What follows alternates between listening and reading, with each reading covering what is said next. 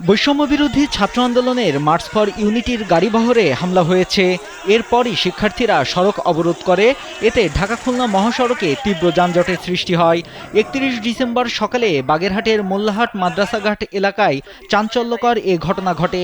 জানা যায়, খুলনা মহানগর থেকে শিক্ষার্থীদের বহনকারী ২৫টি বাস ঢাকার উদ্দেশ্যে যাত্রা করে।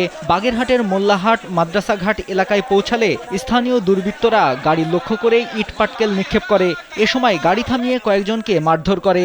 পরে শিক্ষার্থীরা প্রতিরোধ গড়ে তুললে মুহূর্তেই রণক্ষেত্রে পরিণত হয় গোটা এলাকা। ঘণ্টাব্যাপী সংঘর্ষে এখন পর্যন্ত ২০ জন আহত হওয়ার খবর পাওয়া গেছে বলে জানায় বৈষম্যবিরোধী ছাত্র আন্দোলনের খুলনার সমন্বয়ক জহুরুল হক তানভীর। পরিস্থিতি নিয়ন্ত্রণে পুলিশ ও সেনাবাহিনী কাজ করছে।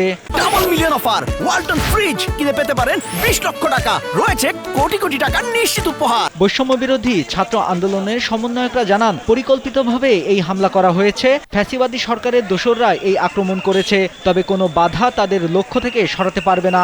এ ঘটনার বিচার দ্রুত করতে হবে। জড়িতদের আইনের আওতায় এনে দৃষ্টান্তমূলক শাস্তি নিশ্চিত করতে হবে বলেও জানান তারা।